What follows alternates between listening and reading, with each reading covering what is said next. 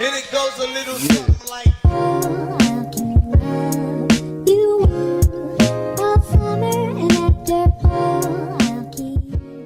Hey guys, what's up? It's me Laquanda and I'm back with another video. I first want to apologize for taking so long to upload a video. I am sincerely sorry. The intentions were for me to take a break because I had exams back in May, June, and as soon as my exams were done, I was gonna get right back into filming. However, that was not the case, and now we're in December, which is exam time again. I have finals that are going on right now, and I am filming a video now. And as I said before, I am very sorry, and I am going to try to be consistent with filming videos. So this video is going to be a little study tips video. I compiled a series of tips that I find useful for me when I'm studying or preparing for an exam. All of these might not be useful to everybody because I'm aware that everybody learns and remembers things in a different way, but these are just some tips that I find useful for me, and I found that they've worked over my years of, doing a whole bunch of exams. Practically, I spend 24/7 studying and reading, and that kind of sounds lame and sad that most of my time is spent studying, but that is just my life, right? I really hope you guys enjoy this video, and I hope that you find some of these tips useful. And yeah, so I have a little card here of all of the things that I find helpful for me when I'm studying. So the first thing I do is whatever exam it is, well, except for math and like accounting, but for like every other exams where you don't have to like do calculations, what I personally like doing is preparing flashcards. Now flashcards are so helpful because you have, like, for example, this one, I was studying sociology. So if I wanted to find the definition for sociology is, I could write the word sociology on this plain side. Well, for this one, I have socialization. But you can write like the word on this plain side, and then you can put the definition on the back. So when you're studying, that is something that I find helpful for me to remember, because like if I'm like studying and I'm like, hey, I don't really, remember word for word what this definition was, I can just flip it on the other side and it will have the definition. So that is one of the things I use. And to make it fun, I have like different colors.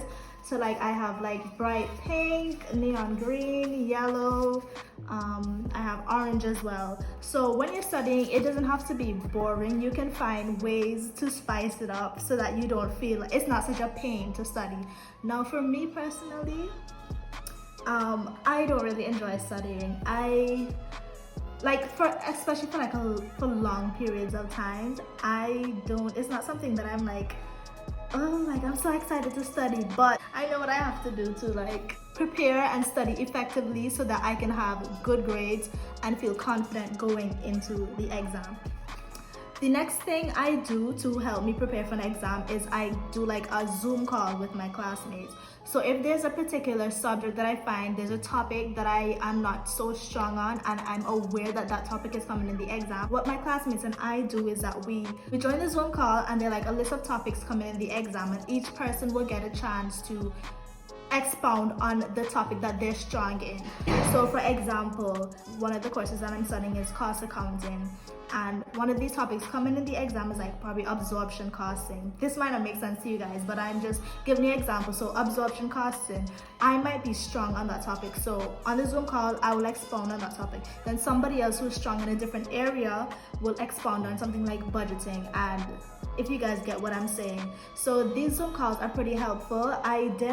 For my first exam, I was on a Zoom call, and it was for the same accounting course, and I found that Zoom call was very helpful because yeah, it's just like, something that I find helpful.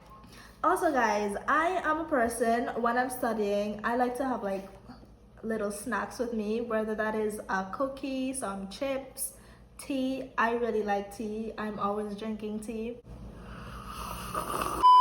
Yes guys, so another thing that I find helpful for me is, well, the lecturers are so kind to take time out of their busy schedules to hold review sessions for the students.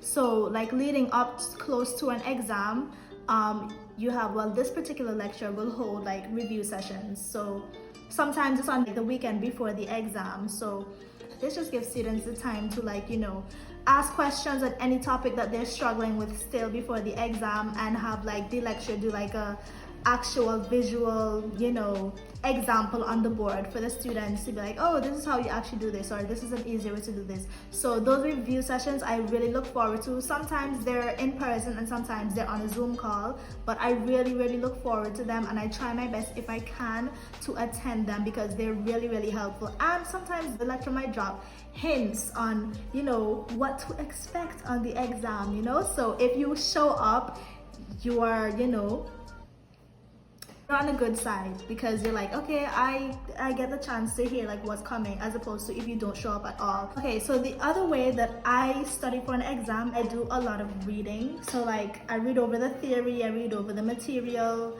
and yeah, I go over the slides that the lecturer would have compiled for us, you know, like using PowerPoint slides. I go over those. Sometimes I go on Google and I read articles. So like, for example, a subject like sociology, you have a lot of articles, you know, explaining like the different theories and different concepts within the subject. So like I go over those. And practice past papers, guys. Those are so helpful because, for example, like a multiple choice past papers, 8 times out of 10, well, 9 times out of 10, those same multiple choice questions are going to come back in the exam that you have coming up.